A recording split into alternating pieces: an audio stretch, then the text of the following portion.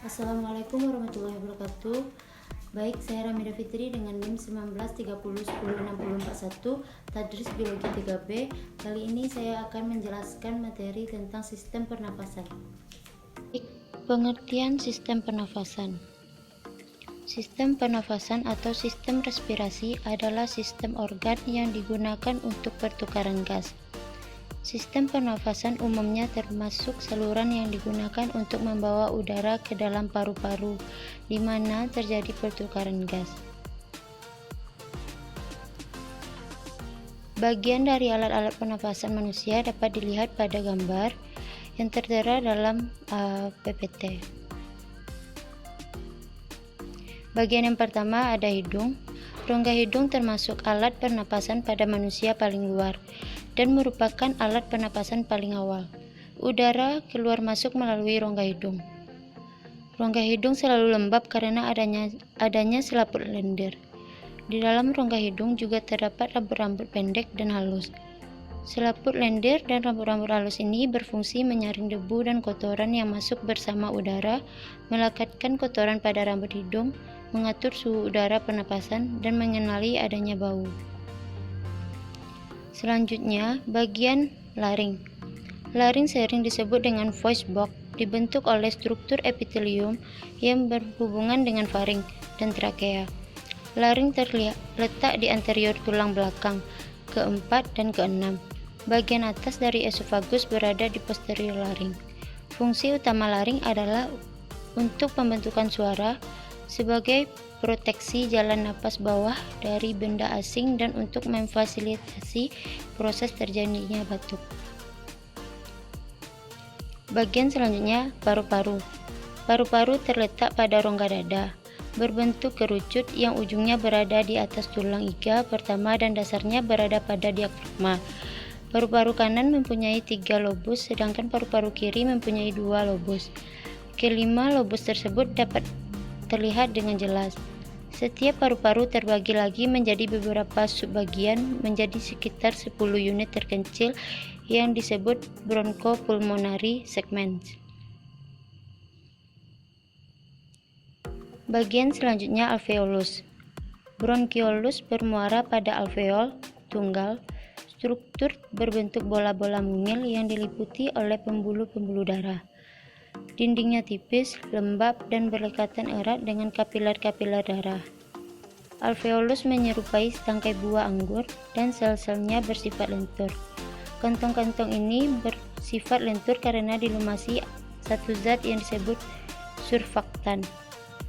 Adanya alveolus ini mengakibatkan struktur paru-paru seperti kasur busa yang memiliki rongga-rongga atau kantung kecil.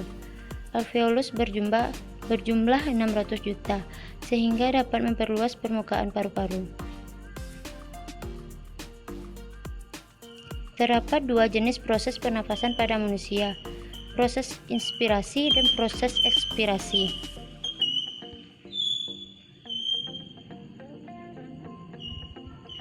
Proses inspirasi. Pada proses ini terjadinya penghisapan oksigen dari luar ke dalam paru-paru. Bila otot diafragma berkontraksi, maka diafragmanya akan mendatar. Pada waktu inspirasi maksimum, otot antar tulang rusuk berkontraksi sehingga tulang rusuk terangkat. Keadaan ini akan menambah besarnya rongga dada.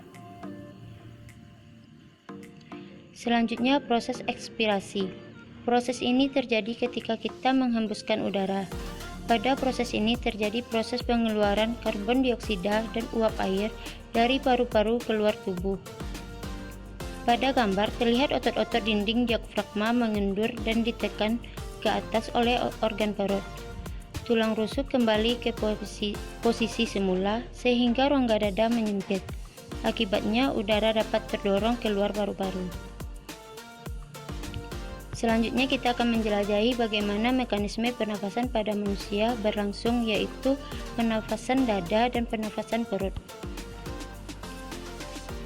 Seperti yang terlihat pada bagan atau alur yang melalui pernafasan dada. Dimulai dari kontraksi otot-otot antar tulang rusuk, melalui tulang rusuk terangkat, dan diteruskan volume rongga dada membesar, tekanan udara di paru-paru menurun, dan terjadinya inspirasi. Selanjutnya, relaksasi otot-otot antar tulang rusuk melalui tulang rusuk tertekan. Diteruskan, volume rongga dada mengecil, tekanan udara di paru-paru membesar, terjadinya ekspirasi.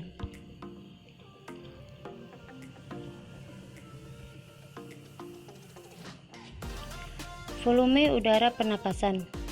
Dalam keadaan normal, volume udara paru-paru manusia mencapai 4.500 cc, kapasitas total udara. Kapasitas vital udara yang digunakan dalam bernafas mencapai 3.500 cc, yang 1.000 cc merupakan sisa udara yang tidak dapat digunakan tetapi mengisi bagian paru-paru sebagai residu atau udara sisa.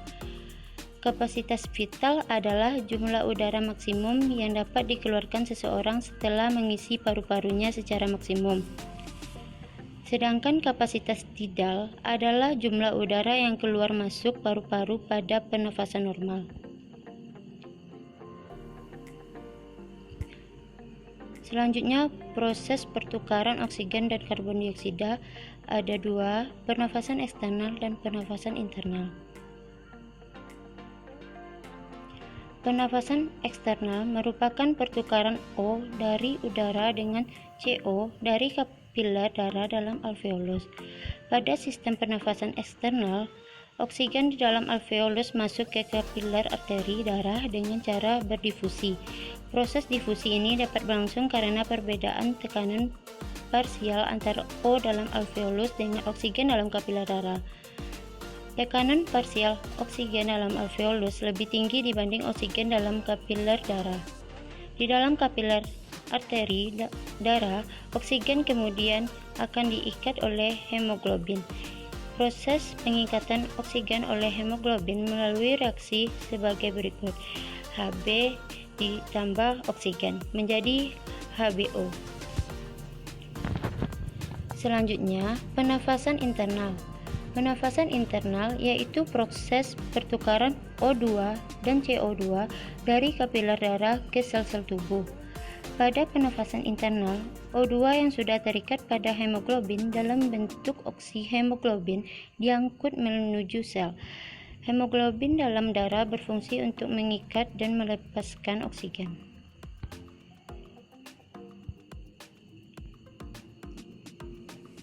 Macam-macam penyakit sistem pernapasan manusia. Sistem pertahanan pernafasan. Yang pertama, asma adalah kelainan penyumbatan saluran pernafasan yang disebabkan oleh alergi seperti debu, bulu, ataupun rambut. Selanjutnya, emfisema adalah jenis penyakit paru obstruktif kronik yang melibatkan kerusakan pada kantung udara di paru-paru. Selanjutnya, bronkitis merupakan gangguan pada cabang batang tenggorokan akibat infeksi. Sinusitis adalah peradangan pada rongga udara di dalam saluran hidung. Dan yang terakhir, TBC adalah penyakit paru-paru yang disebabkan oleh Mycobacterium tuberculosis. Sekian penyampaian dari saya, terima kasih.